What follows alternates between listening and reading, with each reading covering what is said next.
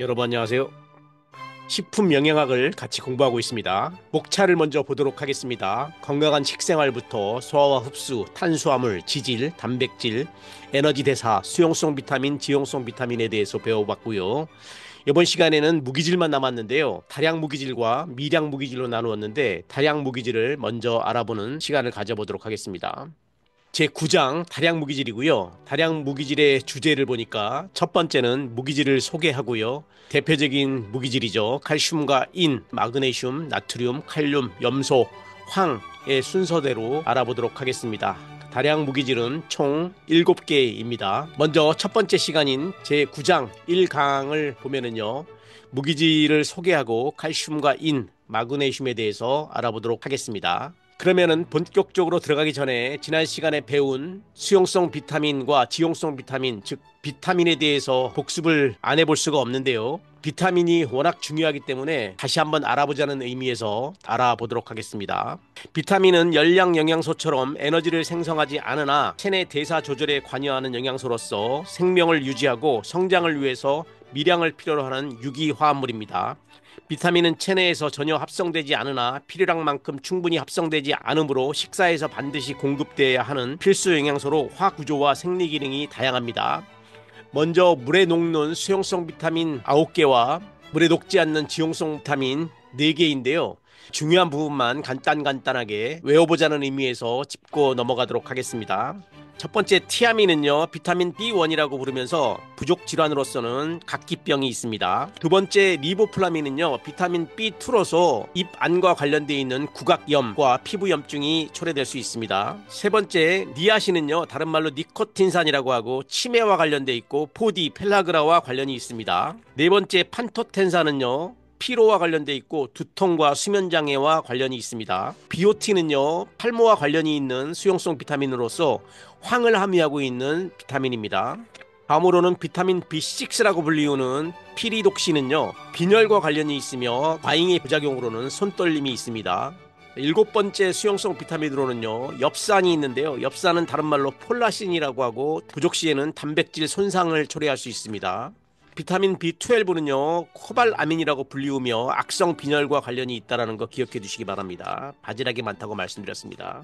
제일 중요한 비타민 C인데요. 다른 말로 아스코르부산이라고 하고 권장 섭취량은 100mg이지만 상한 섭취량인 2000mg 이상 드시고 계신 분이 많다고 말씀드렸습니다. 항계열성 인자이며 계열병과 잇몸 출혈, 우울증과 관련이 있습니다. 비타민 C 꼭 챙겨 드시기 바랍니다. 비타민 C의 생리적 기능은 항산화 작용, 콜라겐의 합성, 철, 칼슘의 흡수, 카르티닌 생합성, 신경 전달 물질의 합성에 대해서 알아보았습니다. 비타민의 유사 물질들은요, 콜린과 이노시톨, 카르니틴, 타우린에 대해서 배워봤고 아울러서 파이토케미칼 모두 기억나실 겁니다. 다음으로 제8강에서는요, 지용성 비타민에 대해서 알아봤는데요. 지용성 비타민은 식품의 지방이나 기름 부위에서 발견되며 물에 녹지 않으므로 소화를 위해서 담즙이 필요하고 흡수와 운반을 위해서 지단백질인 카일로마이크론을 필요로 하는 등 지방의 이동 경로와 함께하는 비타민입니다. 지용성 비타민은요, 수용성 비타민과는 달리 일단 체내에 들어오면 쉽게 배설되지 않으며 필요량 이상을 섭취하면 간과 지방 조직에 축적되므로 장기간 지속될 경우 독성을 나타낸다고 말씀드렸습니다. 지용성 비타민의 종류로는 비타민 A, D, E, K 4개밖에 없습니다. 먼저 첫 번째 비타민 A는요, 다른 말로 레티놀이라고 하고 야맹증과 관련되어 있으며 소간이나 노른자, 녹황색 채소, 베타카로틴에 많이 들어있다고 말씀드렸습니다.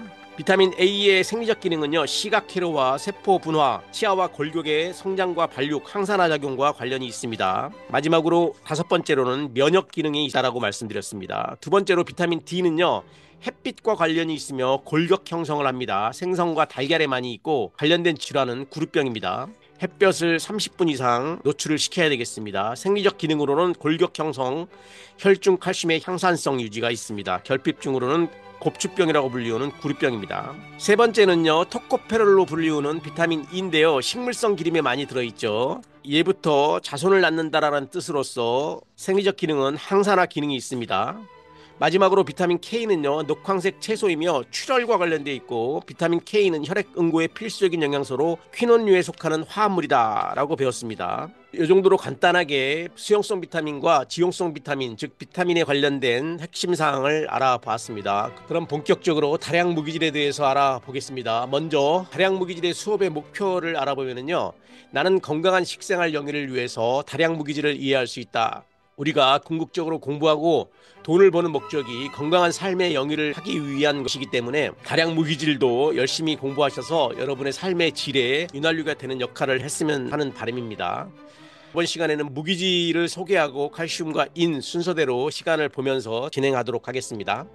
그러면 먼저 제9장 1강 다량 무기질을 배우기 전에 나는 다량 무기질에 대하여 얼마나 알고 있나요? OX 문제를 세 문제 가지고 왔습니다. 한 문제 한 문제 알아볼게요. 먼저 첫 번째 문제요. 칼슘은 사람의 영양에서 가장 중요한 무기질이다? OX로 답해 보십시오. 정답은 NO입니다. 모든 영양소는 중요하지 않다라고 할 수는 없겠지만요. 모든 무기질이 체내 기능을 원활히 하는데 중요하기 때문에 칼슘만이 꼭 제일 중요하다라는 이야기는 정답이 아닙니다. 두 번째 퀴즈 볼게요. 우유는 모든 영양소가 풍부하기 때문에 자연식품 중에서 거의 완벽한 식품이다. OX로 답해 보십시오. 정답은 우유와 달걀은 완전 식품이라고 배웠기 때문에 얼뜻 보면 완벽한 식품이다 라는 말이 맞을지도 모르겠지만 정답은 NO입니다.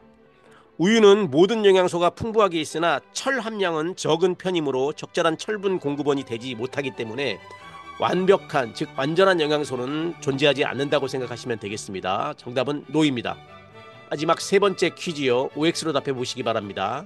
일반적으로 여자는 남자보다 적절한 양의 칼슘을 식사로부터 섭취하기 어렵다. 정답은 YES입니다. 성인의 경우 식사로 섭취하는 칼슘의 약 10에서 30%가 흡수되나 체내 칼슘 보유량, 즉 연령이나 성별 등의 여러 요인에 의해서 흡수율이 달라집니다. 폐경후 여성이나 노년층의 경우 칼슘의 흡수 능력이 저하되어 필요량을 식사로 섭취하기는 어렵습니다. 다시 얘기하면 여성은 남성보다도 칼슘의 흡수량이 더 적다라는 이야기입니다. 이 정도로 하고요. 본격적으로 들어가서 무기질에 대해서 알아보도록 하겠습니다.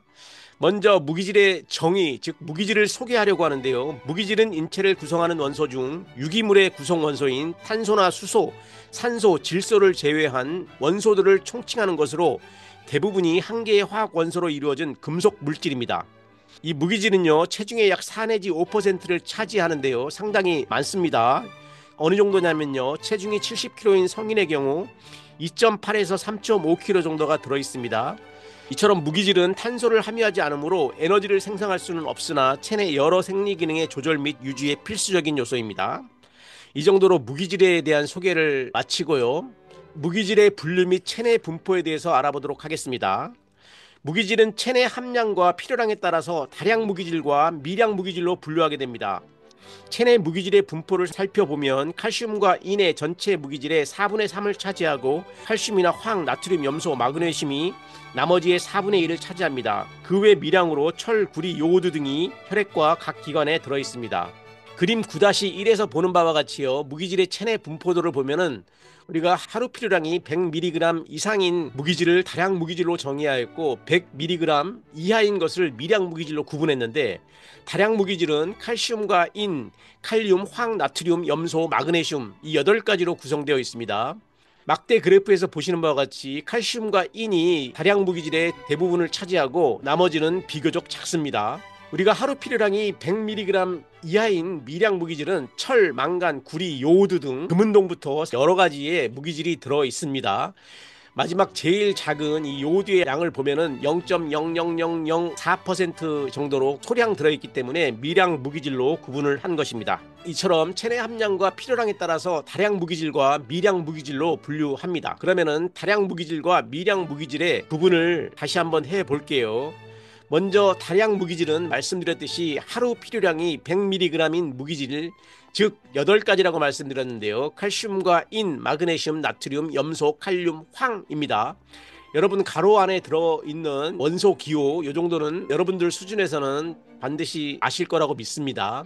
다음으로 미량 무기질은요, 정의가 하루 필요량이 100mg 이하인 무기질을 분류하였는데요. 철, 요오드, 망간, 구리, 아연, 코발트, 불소, 셀레늄, 크롬, 몰리브덴 등등등이 있습니다. 참고하시기 바랍니다. 그러면은 무기질의 특성 및 기능에 대해서 알아볼게요. 무기질은 신체의 각 부분을 구성하는 데 필요로 하는 물질로 칼슘과 인은 하이드록시 아파타이트, 자 어려운 말이 나왔는데요. 이것은 인산칼슘염입니다. 하이드록시 아파타이트의 형태로 골격의 단백질 기질에 침착되어 뼈를 단단하게 해줍니다. 아연은 당 대사에 관여하는 인슐린의 생산과 저장에 꼭 필요하며 염소는 위액의 산도 유지에 필요합니다. 철분은 적혈구 혈색소인 헤모글로빈의 구성 성분이라고 알고 있고 일반 상식이죠. 코발트는 비타민 B12, 요오드는 갑상선 호르몬의 구성 성분입니다.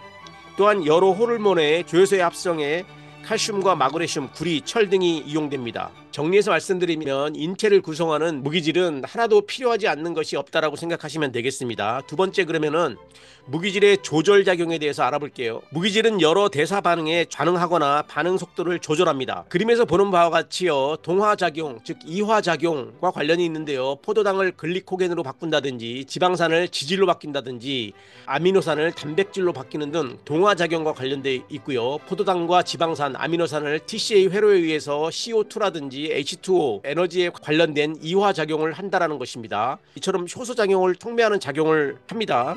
그림에서 보시는 바와 같이요, 마그네슘은 열량 영양소인 탄수화물, 단백질, 지질의 분해 및 합성에 필요하며 구리, 칼슘, 망간, 아연 등 많은 종류의 무기질이 체내 이화작용과 동화작용에서 촉매 역할을 합니다. 세포막을 통한 나트륨과 칼륨의 이온 교환은 신경 자극을 전달하고 체내 무기질 간의 평형은 근육의 수축 및 이완을 조절합니다. 필요하지 않는 게 인체에 하나도 없습니다. 다음으로 평형 작용에 대해서 설명을 할게요. 이처럼 무기질은 여러 대사 반응의 촉매로 작용하거나 반응 속도를 조절하는 중요한 역할을 합니다. 조절작용에 대해서 알아봤습니다. 다음으로는 평형작용입니다. 무기질은 체내에서 여러 대사 반응이 일어나기 적합한 산도, 즉 pH를 형성해 주는데요. 체내에서 양이온을 형성하는 무기질인 칼슘, 마그네슘, 나트륨, 칼륨 등은 체액을 알칼리성으로 변환하고요. 음이온을 형성하는 무기질인 염소나 황, 인 등은 체액을 산성으로 기울게 합니다. 곡류와 육류, 닭고기, 달걀, 생선에는 체내에서 산을 형성하는 무기질이 많이 함유하고 있는 반면 과일과 채소에는 알칼리를 형성하는 무기질이 많습니다.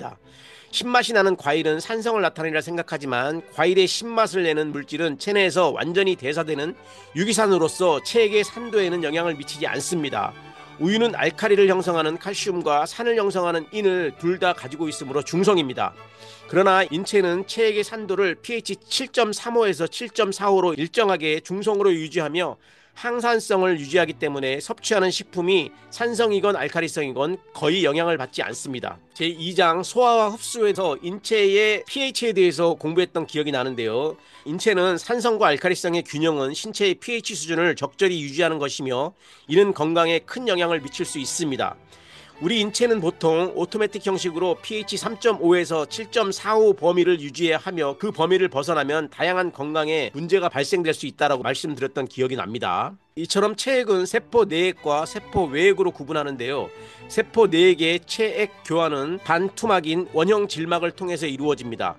상호 간의 수분 평형은 나트륨과 칼륨, 염소 등의 체내의 주요 전해질에 의해 조절됩니다. 이 전해질이란 물속에서 전류를 이동시킬 수 있는 능력을 가진 이온으로서 해리되는 물질을 뜻합니다. 이들 전해질의 삼투압 차이에 따라서 체내 수분의 흐름이 이루어지므로 무기질이 적절한 균형을 이루어야만 부종이나 탈수 현상이 일어나지 않고 체균형이 이루어집니다.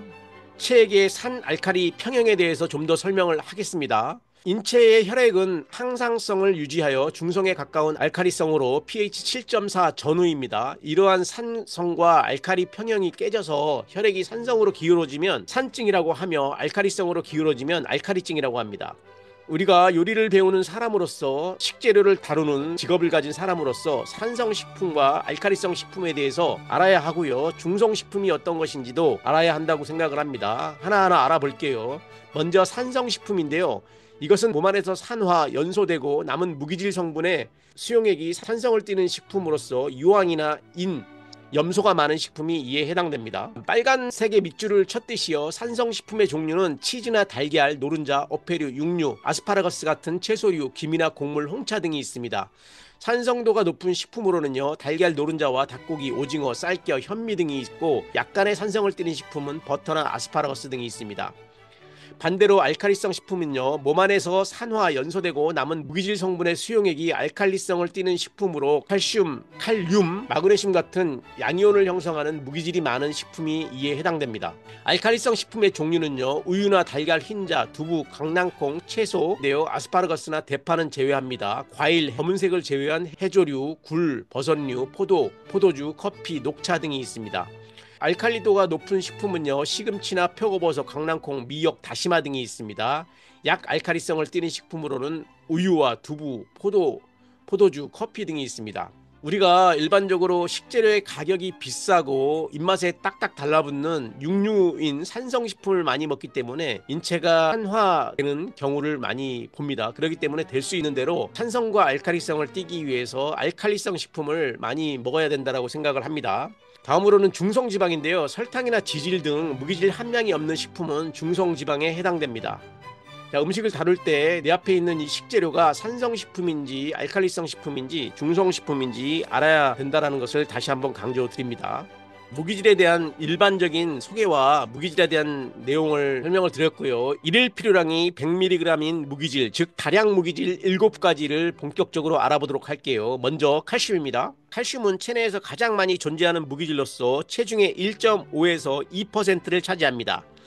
인체 내 칼슘의 99%는 골격과 치아를 구성하는 데 사용되고 나머지 1%가 혈액 및 체액에 존재하면서 여러 생리 기능을 조절합니다. 다음으로는 흡수와 대사에 대해서 알아볼게요.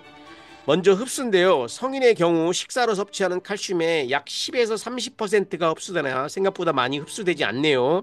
흡수율은 체내 칼슘 보유량이라든지 연령이나 성별 등의 여러 요인에 따라 달라집니다. 골격 발달이 왕성한 성장기에는 흡수율이 75%까지 늘지만 여성들도 흡수율이 작지만 임신기에는 60%까지 증가합니다. 하나님은 참 인간을 대단하게 만들어 놓으셨습니다. 반면 폐경 후 여성이나 노인의 경우는 칼슘의 흡수 능력이 저하되는데요. 칼슘은 주로 십이지장에서 능동적 수송을 통해서 흡수되고 공장과 회장까지는 수동적 확산에 의해 흡수됩니다. 능동적 수송으로 흡수되는 경우 칼슘은 십이지장에서 칼슘 결합 단백질 운반체와 결합하여 체액으로 이동됩니다.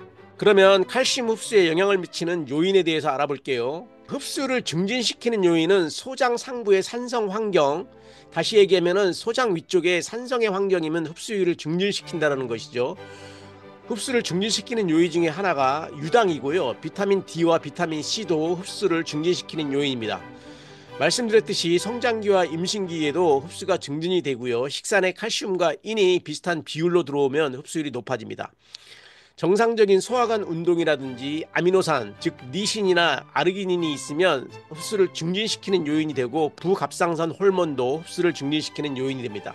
그러면은 반대로 흡수를 방해하는 요인이 어떤 것이냐면은 소장 하부의 알칼리성 환경입니다. 다시 이야기하면 소장 하부가 알칼리성이 되면은 흡수를 방해한다라는 이야기고요. 수산이나 피틴산, 스탄닌의 성분도 흡수를 방해하는 요인입니다. 비타민 D가 결핍이 되면은요, 칼슘의 흡수를 방해하는 요인이 되는데요. 그렇기 때문에 비타민 D를 골다공증을 위해서 비타민 D를 잘 섭취를 해야 된다고 했습니다. 비타민 D는 덧붙여서 말씀드리면 햇빛을 잘 쐬어야 됩니다.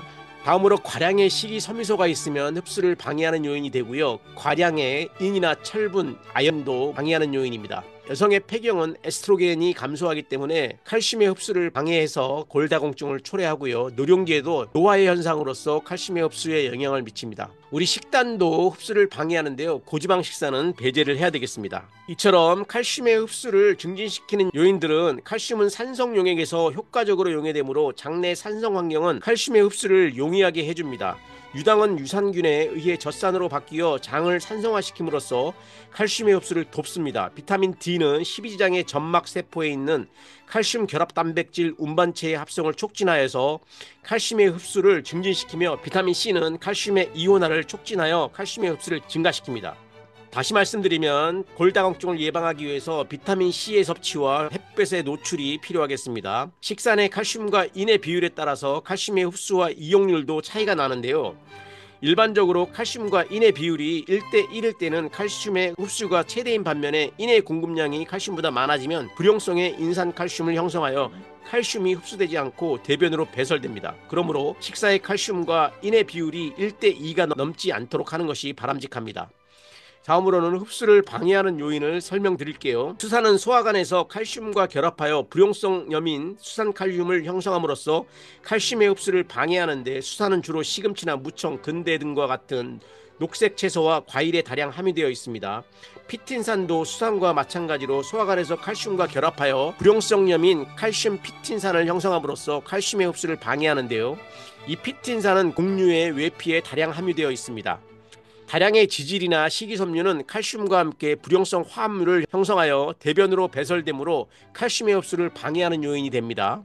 그 밖에도 차에 함유된 탄닌 성분이라든지 운동 부족, 심리적 불안 등도 칼슘의 흡수를 저하됩니다. 칼슘의 흡수에 영향을 미치는 요인은 삶에 있어서 중요한 요소이기 때문에 꼭 잘 알아두기 바랍니다. 그러면 대사에 대해서 알아볼게요. 칼슘은 소장을 통해 흡수된 후 혈액으로 운반되어 세포의 기능과 사용 목적에 따라서 공급됩니다. 칼슘의 배설은 대변이나 소변, 피부를 통해서 이루어지는데요. 대변으로 배설되는 칼슘은 장막으로 분비된 액에 함유된 칼슘 중 재흡수되지 않는 내인성 칼슘과 식이칼슘입니다. 칼슘의 항산성에 대해서 알아볼게요.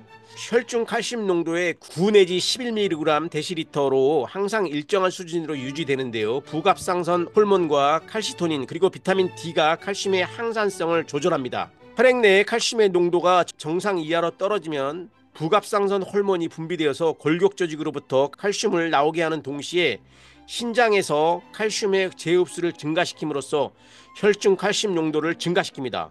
부갑상선 호르몬은 비타민 D를 신장에서 활성형인 비타민 D로 전환시킵니다. 활성형 비타민 D는 소장의 칼슘 흡수와 신장의 재흡수를 증가시켜 혈중 칼슘 농도를 높입니다. 반면에 혈중 칼슘 농도가 상승하면 갑상선에서 칼시토닌이라는 호르몬이 분비돼서 혈중 칼슘이 골격으로 흡수되도록 자극함으로써 혈중 칼슘 농도를 정상 수준까지 낮추어 줍니다. 그러면 혈액 칼슘 농도의 조절을 그림을 통해서 보도록 할게요. 설명을 드렸듯이 갑상선은 칼시토닌을 배출하고, 칼시토닌은 혈중 칼슘의 향상성에 유지되며 고칼슘 수준에 의해서 불균형을 이루게 됩니다. 이것은 부갑상선 호르몬에 의해서 비타민 D를 활성화하고 이것이 뼈나 소장이나 신장의 흡수를 촉진시킵니다. 혈액 칼슘의 농도를 조절하는 모습을 그림을 통해서 이해를 했습니다. 그러면은 중요하다고 할 수 있는 칼슘의 생리적 기능에 대해서 알아볼게요. 칼슘의 생리적 기능은요, 크게 4가지로 나눌 수 있는데, 첫 번째가 골격과 치아의 구성 성분이고, 두 번째가 혈액 응고, 세 번째가 신경 전달 물질의 방출, 마지막 네 번째가 근육 수축 및 이완입니다. 그러면 첫 번째 생리적 기능인 골격 치아의 구성 성분에 대해서 알아볼게요. 여러분도 일반적으로 다 알고 계시듯이 칼슘의 생리적 기능은 첫 번째가 골격과 치아의 구성 성분이라는 것인데요. 골격, 즉 뼈는 그물 모양의 단백질인 콜라겐이 모양을 이루고 그 사이에 칼슘과 인이 주성분인 하이드록시 아파트라는 입자가 축적된 단단한 조직입니다. 칼슘의 주된 기능은 이들 골격과 치아를 구성하고 유지하는 것인데요. 뼈는 일생 동안 계속적으로 재생되면서 활발한 대사가 일어나는 조직인데요. 뼈의 대사는 조골세포와 파골세포로 의해 이루어집니다. 설명드리겠습니다. 조골세포는 뼈의 기질 형성과 석회화를 유도하여 새로운 뼈를 만드는 세포이고요. 파골세포는 무기질을 용해하고 뼈의 콜라겐 기질을 분해함으로써 뼈를 분해하는 세포로, 두 세포의 작용에 의해서 칼슘이 뼈와 혈액을 지속적으로 이동함으로써 골격의 교체가 이루어집니다. 이 동류의 세포들은 부갑선 호르몬과 비타민 D 등에 의해 영향을 받습니다. 비타민 D가 뼈의 구성과 관련이 있다는 것이 바로 이런 내용입니다. 두 번째 칼슘의 생리적 기능으로는요, 혈액 응고인데요. 혈액이 손상되면 트롬보플라스틴이 생성되어 칼슘과 함께 불활성형인 프롬트빈을 트롬빈으로 전환시킵니다. 트롬빈은 피브리노겐을 불용성인 피브린으로 전환시켜 혈액을 응고시킵니다. 그림에서 설명되고 있습니다. 그러므로 칼슘은 혈액 응고에 필수적입니다. 세 번째 생리적 기능으로는요, 신경 전달 물질의 방출인데요. 칼슘은 신경 전달 물질의 방출을 촉진시킴으로써 신경세포와 근육 사이에 신경 자극을 전달하는 작용을 합니다. 신경 전달 물질을 방출하는 모습을 그림으로 보고 있습니다. 네 번째 생리적 기능으로는 근육 수축 및 이완 작용인데요. 근육 단백질은 액틴과 미오신으로 구성되어 있는데 신경 자극에 의해 근육이 흥분되면 세포 안에 있던 칼슘이 방출되어 액틴과 미오신이 결합하여 근육이 수축됩니다. 이 방출된 칼슘이 세포 내 저장 장소로 되돌아가면서 액틴과 미오신이 분리되면서 근육이 이완되는 역할을 합니다. 다음으로 중요하다고 할 수 있는 칼슘의 결핍증에 대해서 알아볼게요. 칼슘 결핍이 계속되면 성장기 어린이의 경우 구루병이 발생하여 성인에게는 골다공증이 나타납니다. 골다공증은 뼈의 강도가 약화되어 골절의 위험이 증가하는 골격 질환으로서 뼈의 크기는 정상 골격과 비슷하나 칼슘이 혈중으로 방출되어 뼈의 무게가 감소하는 경우입니다. 골다공증은 폐경기 골다공증과 노인기 골다공증으로 분류되는데요. 폐경이 되면 여성 호르몬인 에스트로겐의 부족으로 뼈의 형성보다는 손실이 커져서 골다공증 발생의 위험이 증가합니다. 골다공증 초기에는 증상이 나타나지 않으나 진행됨에 따라서 신장이 감소하는데요. 요통 등이 나타나고 넘어지는 경우 골반 뼈에 골절 등이 나타납니다. 그림 9-7에서 보는 바와 같이요, 골다공증으로 인한 신장의 감소를 나타나는데요. 어른들이, 특히 할머니들이 신장이 급속도로 줄어드는 모습을 우리는 자주 목격을 하는데요. 저도 2년 만에 키가 1cm가 갑자기 줄어서 매우 충격을 받았습니다. 여러분들 골다공증을 예방하기 위해서 칼슘의 섭취를 잘 해야 되겠습니다. 그러면은 골다공증의 분류를 이해하기 위해서 표를 보도록 할게요. 골다공증의 분류는 구분을 통해서 보면은 발생 시기라든지 손실되는 뼈, 골절 부위, 남녀 발생 비율이라든지 주된 이유로 구분을 했고요. 폐경기 골다공증은 50에서 70세에서 이루어지고 손실되는 뼈는 해면골입니다. 해면골은 척추나 골반 등의 양쪽 말단에 존재하는데요. 스펀지처럼 부드러운 조직으로 되어 있습니다. 이 해면골은 칼슘을 저장하고 있다가 필요시 칼슘을 혈액으로 용해시킴으로써 혈액 칼슘 농도를 일정하게 유지하는 역할을 합니다. 골절 부위는 손목과 척추이고요. 남녀 발생 비율은 여성과 남성이 6:1로서 압도적으로 많습니다. 폐경기 골다공증의 주된 이유는요, 여성 호르몬인 에스트로겐이 급격한 손실됨으로써 나타나고 나이 증가에 따른 남성 호르몬인 테스트로겐의 손실로 남성들은 일어나게 됩니다. 다음으로 두 번째 부분인 노인기 골다공증을 보면은요, 발생 시기는 70세 이후에 나타납니다. 손실되는 뼈는 해면골과 치밀골인데요. 이 치밀골은 전체 뼈의 80%를 차지하는 이 치밀골은 뼈의 바깥층을 구성하는 부분을 얘기합니다. 주로 골절 부위는 엉덩이이고요. 남자와 여성의 발생 비율은 2:1입니다. 이처럼 폐경기 골다공증과 노인기 골다공증을 봐도 여성이 남성보다 훨씬 더 많은 비중을 차지하고 있기 때문에 여성분들은 조심해야 되겠습니다. 주된 이유는 칼슘 흡수율의 감소와 뼈, 무기질 손실량의 증가이며 넘어지지 않는 것을 조심을 해야 될 것 같습니다. 두 번째 칼슘의 결핍증에 대해서 알아보면요, 골감소증과 골연화증입니다. 장기간의 칼슘 섭취 상태는 성인기의 최대 골밀도에 많은 영향을 미칩니다. 일생 동안 골밀도가 가장 높은 시기는 20대 후반부터 30대 초반까지이며 그 이후에는 골격으로부터 용출되는 칼슘의 양이 골격에 축적되는 양보다 많아져 골밀도가 감소하게 됩니다. 따라서 이 시기에 칼슘의 섭취가 부족하면 골 질량과 골밀도가 저하되어서 체내 골 질량을 충분히 유지할 수 없으므로 골감소증이 나타납니다. 또한 칼슘의 섭취 수준이 낮으면 뼈의 기질 내에 칼슘이 부족하게 되어서 뼈가 연화되는 골연화증이 초래됩니다. 골연화증은 주로 잦은 임신이나 오랜 기간 수유를 한 여성에게 나타나며 비타민 D의 결핍에 의해서도 발생됩니다. 골연화증은 동통이라든지 압통, 근무력증을 나타냅니다. 기타 칼슘에 관련된 결핍증은요, 혈중 칼슘 농도가 감소하면 저칼슘 혈증이 유발되기도 하고요. 이는 신경세포에 적절한 자극이 전달되지 않아서 신경의 흥분성을 증가하고 근육의 경련을 일으키는 테타니 증세를 일으킬 수 있습니다. 여기서 테타니 증세는요, 혈액 칼슘 농도의 저하로 말초 신경과 근육이 접합되는 부위의 흥분성이 높아져서 가벼운 자극으로도 손과 발, 안면의 근육이 수축되고 경련을 일으키는 상태를 말합니다. 테타니 증에 대한 설명을 해보았습니다. 이번 시간에 시간의 강의를 요약하도록 하겠습니다. 9장 1강 강의 내용은 다량 무기질을 소개했고 체내에 가장 많이 존재하는 무기질인 칼슘에 대한 정의와 흡수와 대사, 생리적 기능, 결핍증에 대해서 알아봤습니다. 잠깐 쉬었다가요. 다음 시간에 칼슘의 과잉증에 대해서 계속 이어서 설명드리도록 하겠습니다.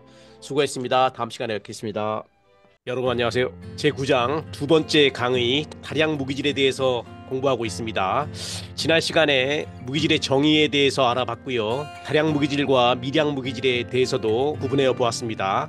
이어서 칼슘에 대해서 공부해 봤는데요. 칼슘을 공부하다가 말았는데요. 이번 시간에 이어서 계속 공부해 보도록 하겠습니다. 그러면 먼저 지난 시간에 배웠던 제9장 1강 다량 무기질 소개와 칼슘을 복습해 보는 시간을 가져보도록 하겠습니다. 먼저 무기질의 정의는요. 무기질은 인체를 구성하는 원소 중 유기물의 구성 원소인 탄소, 수소, 산소, 질소를 제외한 원소들을 총칭하는 것으로 대부분이 한 개의 화학 원소로 이루어진 금속 물질을 말합니다. 이해를 모두 하셨으리라고 봅니다. 그러면은요.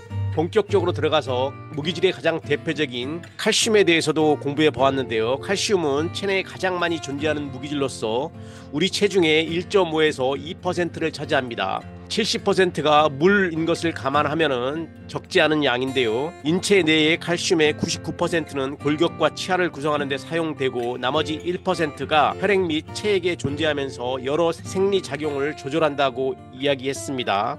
칼슘의 흡수에 영향을 미치는 요인, 칼슘의 흡수를 증진시키는 요인과 흡수를 방해하는 요인도 공부해 보았는데요. 잘 이해를 하셔서 여러분 건강에 도움이 됐으면 하는 바람입니다. 칼슘의 생리적 기능은 중요하기 때문에 짚고 넘어가지 않을 수가 없는데요. 칼슘의 생리적 기능은 여러분 다 아시고 계시다시피 골격과 치아의 구성 성분이고 혈액 응고에도 관여하면서 신경 전달 물질을 방출하는 데 기능을 하고 근육 수축 및 이완작용에도 관여한다라고 배웠습니다. 다 기억하시리라고 봅니다. 아울러서 칼슘의 결핍증에 대해서도 공부해 보았지요. 대표적인 것이 골다공증일 텐데요. 첫 번째는 아니나 다를까 골다공증입니다. 두 번째는 골감소증과 골연화증, 비슷하지만 다르다고 할 수 있습니다. 기타 여러 가지 혈중 농도가 감소하면 저칼슘 혈증이 유발되고요. 이는 신경세포에 적절한 자극이 전달되지 않아서 신경의 흥분성이 증가하고 근육의 경련을 일으키는 데다가 테타니 증세를 일으킬 수 있다고 말씀드렸습니다. 테타니는 혈액 칼슘 농도의 저하로 말초 신경과 근육이 접합되는 부위에 흥분성이 높아져서 가벼운 자국으로도 손과 발, 안면의 근육이 수축되고 경련을 일으키는 상태를 나타낸다고 말씀을 드렸습니다.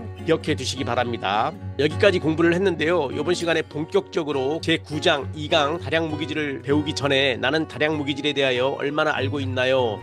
두 가지의 OX 문제를 가지고 왔는데요. 다음 질문에 OX로 답하시면 되겠습니다. 첫 번째, 우유는 어린이에게 꼭 필요한 칼슘의 공급원이지만 어른에게는 우유 이외에도 칼슘을 공급할 수 있는 좋은 급원이 있다? 정답은 O일까요? X일까요? 정답은 O입니다. 물론 어린이한테는 가장 훌륭한 영양소의 일환이라고 아시고 계시겠지만 어른 역시 우유만큼 칼슘에 좋은 공급원이 없습니다. 우유 많이 드셔야 합니다. 우유는 20대 이전의 청소년들이 많이 먹어야 하지만 50대 이후에 노년기에 더 필요한 영양소의 공급원이라고 할 수 있습니다. 우유 많이 드시기 바랍니다. 정답은 노입니다. 두 번째 OX 문제, 골다공증은 특정한 연령대에서만 발생하는 질환이다? OX로 답해 보시기 바랍니다. 정답은 노입니다. 오늘 두 가지 퀴즈 문제가 전부 다 X인데요. 골다공증은 골 질량이 감소하는 질병으로서 골절의 위험을 증가시키지요. 이처럼 골다공증의 위험인자는 나이나 성별, 특히 여성에게 에스트로겐 결핍이라든지 골다공증의 가족력, 흡연, 과량의 알코올 섭취 등이 있습니다. 이런 것들을 잘 주의해서 골다공증의 위험인자를 줄여야 되겠습니다. 정답은 노입니다. 그러면 칼슘의 결핍증에 이어서 과잉증을 배우기 전에 골다공증의 원인, 혈액 속의 칼슘 농도에 달려있다. 2010년 7월 1일 방송된 생로병사의 비밀, 뼈의 경고, 칼슘을 흡수하라 1분짜리 영상을 같이 보고 공감대를 형성하도록 하겠습니다. 같이 한번 보시죠. 골다공증이 진행된 뼈입니다. 조밀하게 채워져 있어야 할 뼈의 내부가 구멍이 뚫려 있는 것을 볼 수 있는데요. 이렇게 골밀도가 떨어지는 것은 뼈 속에 있는 칼슘이 빠져나가기 때문입니다. 인체를 구성하고 있는 뼈는 200여 개가 있는데 이 뼈를 만드는 것은 고라세포입니다. 고라세포는 혈액 중에 있는 칼슘을 운반해서 뼈를 만드는데요. 혈액 속의 칼슘의 양은 뼛속 칼슘의 양의 약 10,000분의 1. 이렇게 적은 양이지만 혈중 칼슘 농도는 늘 일정하게 유지되도록 프로그램되어 있습니다. 그래서 혈액 속의 칼슘 농도가 떨어지게 되면 우리 몸은 뼈를 만들 때와는 정반대의 현상이 일어나게 됩니다. 먼저 부갑상선 호르몬이 나오기 시작하는데요. 부갑상선 호르몬은 파골세포를 자극하게 되고 이 파골세포는 뼈를 파괴해서 뼈 속의 칼슘을 혈액으로 이동시켜서 다시 혈액 속의 칼슘 농도를 맞춰줍니다. 이때 뼈는 칼슘 저장 창고로서의 역할을 하는 것이죠. 이런 일이 계속되면 뼈 속에 있는 칼슘은 점점 부족해져서 뼈가 약해지게 되고 작은 충격에도 쉽게 부러질 수 있게 됩니다. 이 상태를 바로 골다공증이라고 하는데요. 그렇다면 우리 인체는 왜 뼈 건강을 스스로 해치면서까지 혈중 칼슘 농도를 유지하려고 하는 것일까요? 네, 칼슘의 중요성을 공감할 수 있는 영상이었습니다. 칼슘의 부족이 되지 않도록 여러분 식단에 잘 주의를 해서 섭취를 하셔야 될 것 같습니다. 그러면은 이번 시간에는 칼슘의 계속적인 과잉증에 대해서 알아보도록 하겠습니다. 과량의 칼슘 섭취는 고칼슘 혈증이라든지 변비, 신장결석, 신장 기능 손상 등을 초래할 수가 있습니다. 특히 고칼슘 혈증은 심장이나 신장과 같은 연조직에 칼슘을 축적시킴으로써 생명에 지장을 줄 수도 있습니다. 과량의 우유를 제산제와 함께 복용하는 경우 우유 알칼리증이 초래되어 혈중 칼슘 농도가 매우 증가하므로 조직의 칼슘이 침착되어서 국소 조직의 파괴가 일어날 수 있습니다. 또한 1일 2,500mg 이상의 칼슘을 섭취하면 철이나 아연 등 기타 무기질의 장내 흡수를 방해할 수가 있습니다. 여기서 제산제라는 말이 나왔는데요. 제산제는 위 산도를 중화하여 속쓰림 등을 완화하는 데 사용되는 약물을 이야기하시죠. 다 아시고 계실 거라고 믿습니다. 그러면 칼슘의 영양 섭취 기준과 급원식품에 대해서도 알아볼게요. 체내의 칼슘 평형을 유지하기 위해서는 우리나라에서 권고하고 있는 연령별, 성별 권장량은 다음과 같은데요. 성인 남녀의 1일 권장량은 남자가 800mg, 여자가 700mg이며 상한 섭취량은 2.5g으로 정하였습니다. 칼슘의 주요 급원으로는 우유나 치즈, 요구르트 등과 같은 유제품인데요. 우유 한 잔에는 약 200mg 정도의 칼슘이 함유되어 있습니다. 소가 굉장히 크잖아요. 우유와 유제품은 칼슘 함량이 높을 뿐만 아니라 칼슘의 흡수를 촉진시키는 유당을 함유하고 있으므로 칼슘의 체내 이용률도 굉장히 높습니다. 아울러서 멸치나 미꾸라지와 같은 뼈채 먹는 생선과 굴과 같은 해산물에도 칼슘의 좋은 급원식품이지만 우유보다는 칼슘 흡수율이 낮습니다. 녹색 채소리도 다량의 칼슘을 함유하고 있는데요. 식물성 칼슘이겠죠. 흡수율이 좋지 못하고 우유와 곡류는 칼슘의 함량이 비교적 낮은 식품입니다. 자, 그러면은 칼슘의 성인 권장 섭취량인 800mg과 1200mg을 섭취하려면 어떤 식품을 어느 정도 먹어야 되는지 가름하기 위해서 준비된 도표를 보도록 하겠습니다. 성인의 1일 칼슘 권장량은 방금 말씀드렸듯이 800mg이고 골다공증에 위험이 있는 대상자의 칼슘 권장량은 1200에서 1500mg입니다. 칼슘의 800mg과 칼슘 1200mg을 각각 섭취하기 위해서는 다음과 같은 식품을 하루에 섭취해야 합니다. 주의할 것은 하루에 먹어야 된다는 얘기인데요. 우유가 한 컵이고요. 요구르트 한 개, 여기서는 떠먹는 요구르트가 타액과 섞어서 먹기 때문에 칼슘의 흡수율이 높다라고 할 수 있습니다. 떠먹는 요구르트를 호상 요구르트라고 했습니다. 멸치 5분의 1컵 즉 10g이고요. 두부가 80g, 건미역이 10g 매일 먹어야지만 하루 권장 섭취량과 근접한 778mg을 섭취할 수가 있습니다. 이어서 골다공증에 위험이 있는 대상자의 칼슘 권장량인 1200mg을 먹기 위해서는 매일 우유 2컵과 호상 요구르트 1개, 멸치 4분의 1컵인 15g, 치즈 1장, 건미역 10g을 먹어야지만 1202mg의 칼슘을 섭취할 수가 있습니다. 참고하셔서 여러분 식단에 이용하시기 바랍니다. 그러면 한국인의 칼슘 급원식품과 함량을 그림과 표를 통해서 알아보도록 하겠습니다. 여러분의 나이 19세에서 29세를 놓고 봤을 때 평균 필요량은 하루입니다. 650mg이고 권장 섭취량은 800입니다. 상한 섭취량은 2500을 준수하셔야지 과잉증을 예방할 수가 있겠습니다. 여성의 경우에도 남성과 약간 적은 양이라고 할 수 있는데 여러분 나이 19세에서 29세를 놓고 봤을 때 평균 필요량은 550mg, 권장 섭취량은 700mg, 상한 섭취량은 남성과 같이 하루 2500mg을 준수하셔서 과잉증을 예방하시기 바랍니다. 그러면 칼슘의 주요 9번 식품을 100g당 함량에 대해서 알아보도록 하겠습니다. 멸치가 상당히 많죠. 머리와 뼈채 먹는 이 멸치는 100g당 2486mg의 칼슘을 함유하고 있습니다. 멸치처럼 좋은 칼슘의 9번 식품이 없다라고 할 수 있는데요. 미꾸라지도 뼈채 먹는 생선이죠. 100g당 1200mg이 들어있고요. 건미역, 치즈, 굴, 홍어, 들깻잎, 요구르트, 상추, 우유, 두부, 달걀 순으로 칼슘의 주요 9번 식품의 리스트에 올라와 있습니다. 그러면은 좀 더 실감을 하기 위해서 그림으로 그려져 있는 막대 그래프를 보도록 하겠습니다. 이가 칼슘의 주요 9번 식품 1회 분량당 함량 추어탕을 놓고 봤을 때 많은 양의 미꾸라지를 먹기 때문에 한 끼 60g을 먹었을 때 720mg, 즉 하루 권장량에 근접한 칼슘을 섭취할 수가 있습니다. 반면에 방금 칭찬을 하였던 이 멸치는 반찬으로 먹기 때문에 한 끼의 반찬으로 먹는 양, 즉 15g을 놓고 봤을 때 373mg을 섭취할 수가 있습니다. 아울러서 굴, 우유, 들깻잎, 홍어, 요구르트, 치즈, 건미역, 상추, 두부, 달걀 순으로 1회 분량당 함량을 유추할 수가 있습니다. 골다공증이 염려되는 선생님들은 많이 챙겨 드시기 바랍니다. 자, 이 정도로 칼슘에 대한 정리를 마무리를 하고요. 다음으로는 두 번째 무기질인 인에 대해서 알아보도록 하겠습니다. 이 인은요, 칼슘의 사촌이라고 이해하시면 되겠습니다. 이는 칼슘 다음으로 체내에 다량 존재하는 무기질로 체중의 약 0.8에서 1% 정도를 차지합니다. 이 중 80%는 칼슘과 불용성 결정인 하이드록시아파타이트를 이루는데요. 여기서 하이드록시아파타이트는 인산칼슘을 이야기합니다. 칼슘의 불용성 결정인 하이드록시아파타이트를 이루어 뼈와 치아 조직을 형성하고 나머지 20%는 근육과 장기, 체액 등에 분포합니다. 이처럼 인은 식품 중에 유기화합물인 인산염 형태로 존재하고요. 효소나 인지질, 인을 포함한 당과 같은 화합물의 구성 성분으로서 체내 대사에 관여한다고 하시면 되겠습니다. 이어서 칼슘의 사촌인 인의 흡수와 대사에 대해서 알아볼게요. 인은 소장에서 비교적 쉽게 흡수되는데요. 흡수율은 인의 급원 식품과 섭취량에 의해서 결정됩니다. 성인의 경우 식사로 섭취하는 인은 약 60에서 70% 정도가 흡수되며 섭취량이 적을 경우에는 90% 이상이 흡수됩니다. 조물주가 우리 인간을 어느 정도 완벽하게 만들었는지 유추할 수 있는 대목이었습니다. 일반적으로 섭취하는 칼슘과 인의 비율은 1대 1일 때 골격 형성이 가장 효율적으로 이루어집니다.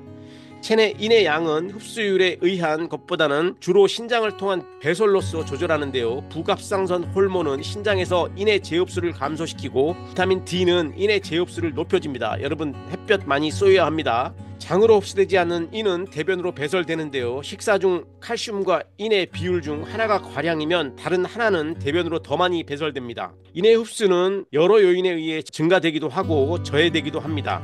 인의 흡수를 증가시키는 요인과 방해하는 요인에 대해서 알아보겠습니다. 자, 먼저 인의 흡수를 증가시키는 요인은요, 인은 소장에서 흡수되려면 식품 내에서 인산염의 형태로 존재하던 것이 분해되어야 합니다. 알칼리 조건에서는 인산염이 용해되지 않으므로 인의 흡수는 산성 조건을 유지하는 위의 소장 상부에서 이루어집니다. 과량의 칼슘 섭취는 인의 흡수를 감소시키고 과량의 인의 섭취는 칼슘 흡수를 감소시키므로 흡수율을 최적으로 하기 위해서는 칼슘과 인의 비율을 1대1로 하는 것이 적당합니다.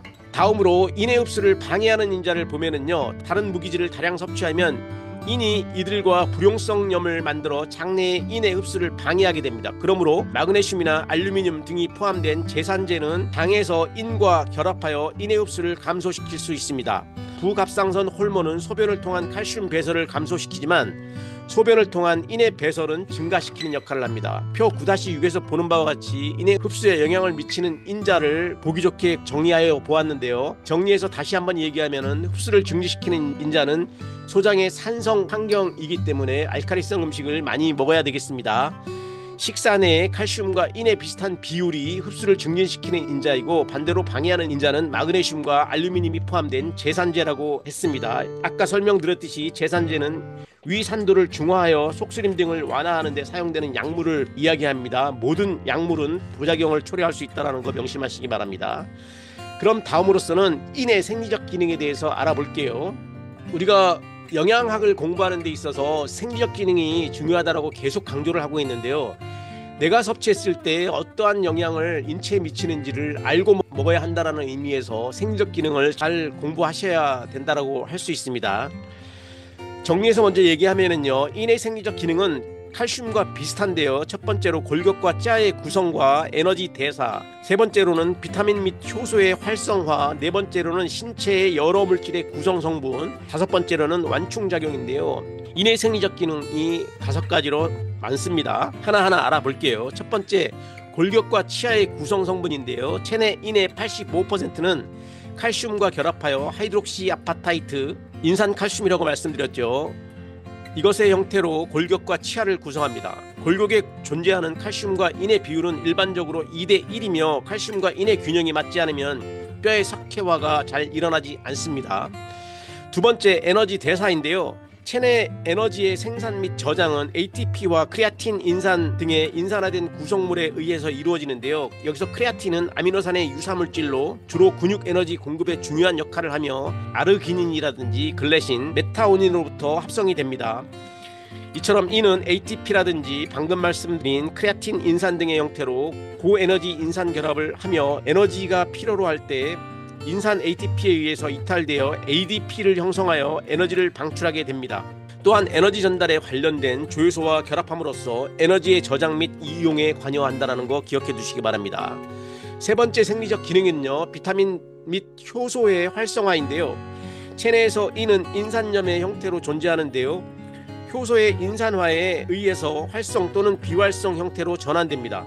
또한 이는 산화 환원 반응에 관여하는 니아신의 보조 요소인 NAD, NADP와 활탄산 반응에 관여하는 티아민의 효소 형태인 TPP의 구성 요소입니다. 다시 얘기하면 이는 여러 비타민의 조효소로서 활성화되기 위해서 필수적입니다. 네 번째, 인의 생리적 기능은요, 신체 여러 물질의 구성 성분이 된다는 것인데요.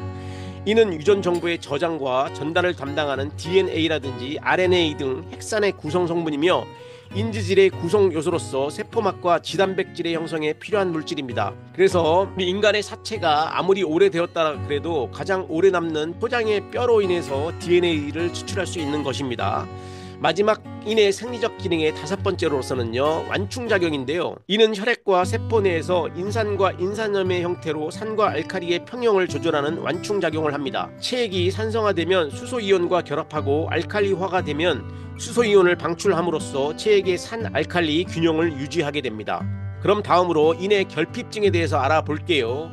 이는 동식물계에 널리 분포되어 있으므로 정상적인 식사를 하는 사람이라면 결핍증이 거의 나타나지가 않습니다. 그러나 제산제의 남용, 약이라 그랬죠. 신장 투석으로 인해서 인이 과다 배설될 경우에는 결핍증이 발생되기도 합니다.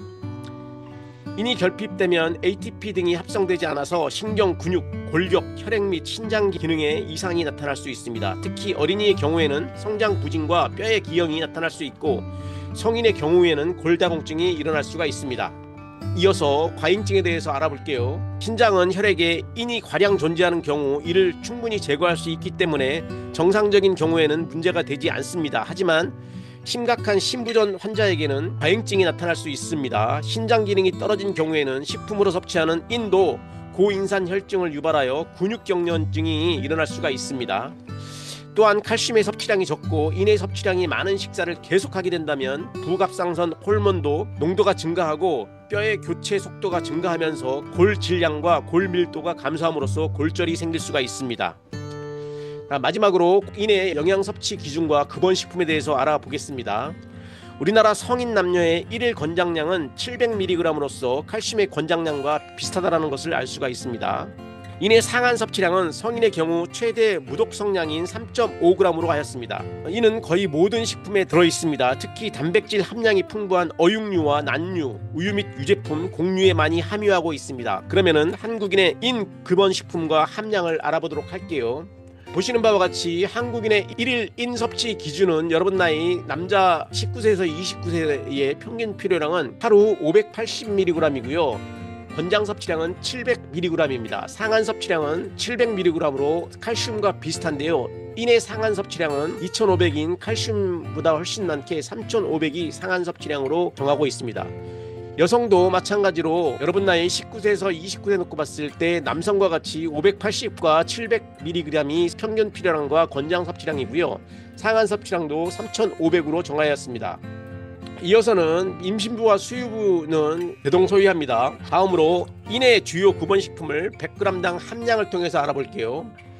칼슘과 마찬가지로 멸치가 100g당 1867mg의 인을 함유하고 있을 정도로 상당히 좋은 구본식품입니다. 우유가 주 원료인 치즈도 상당히 많은 칼슘과 인을 가지고 있다고 할 수 있는데요. 다음으로는 대두, 새우, 현미, 닭고기, 달걀, 보리, 두부, 쇠고기, 우유, 감자 등 거의 모든 식품에 인이 함유하고 있습니다. 다음으로는 1회 분량당 함량을 그래프를 통해서 알아볼게요. 멸치와 같이 통으로 먹는 이 새우가 80g당 312mg의 인을 함유하고 있고요. 다음으로는 멸치라든지 현미, 치즈, 우유, 닭고기, 보리, 두부, 달걀, 대두, 감자, 소고기 등에 인이 함유되어 있습니다. 인의 주요 구본식품 1회 분량당 함량을 잘 이해하셨다가 골다공증 예방에 활용하시기 바랍니다.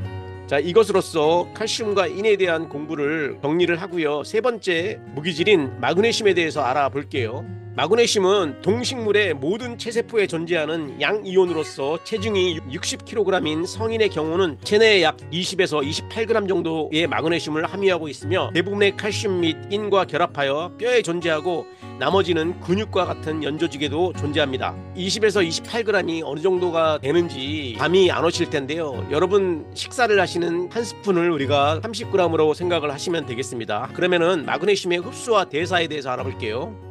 보통의 경우 식품 중 마그네슘의 30 내지 40% 정도가 소장에서 흡수되는데요. 마그네슘을 과잉 섭취하는 경우에는 흡수량이 감소하고 마그네슘의 섭취가 부족할 경우에는 80% 정도까지 흡수가 됩니다.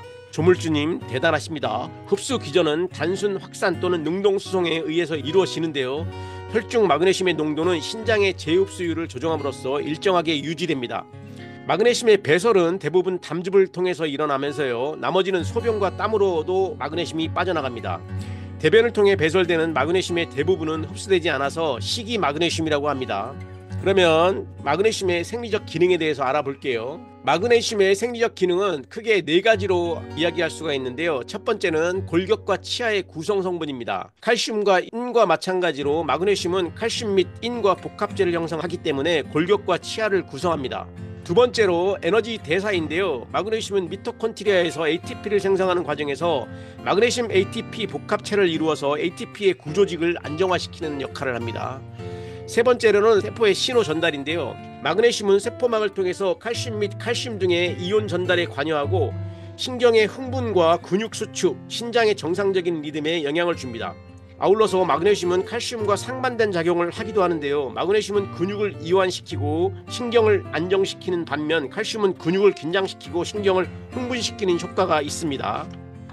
네 번째 마그네슘의 생리적 기능은요, 신체의 여러 물질의 구성 성분이라는 것인데요. 마그네슘은 핵산과 단백질을 합성하는 과정에서도 꼭 필요합니다. 탄수화물과 단백질을 만드는 데 관여하는 많은 효소들의 활성화와 항산화제인 글루타티온의 합성에도 마그네슘이 꼭 필요합니다. 그렇기 때문에 마그네슘의 생리적 기능은 골격과 치아의 구성 성분, 에너지 대사, 세포의 신호 전달, 신체의 여러 물질의 구성 성분을 이해하시기 바랍니다. 이어서 마그네슘의 결핍증에 대해서 알아볼게요.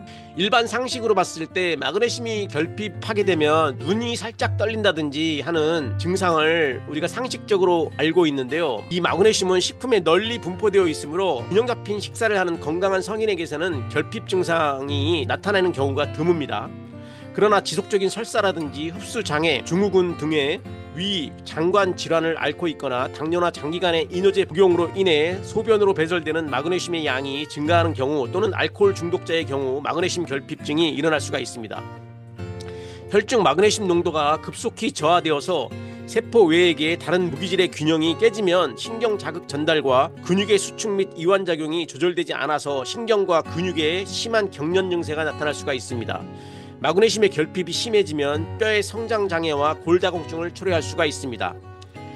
이어서 마그네슘의 과잉증에 대해서 알아볼게요. 정상적인 식사를 통해서 자연적인 섭취를 하는 경우에는 과잉 섭취에 의한 부작용이 보고된 바가 아직 없고요. 과다한 양의 보충제를 의도적으로 복용하면 혈중 마그네슘의 농도가 증가하여 설사라든지 근력이 완화, 호흡곤란, 심장박동 등의 이상 증상을 나타날 수가 있습니다.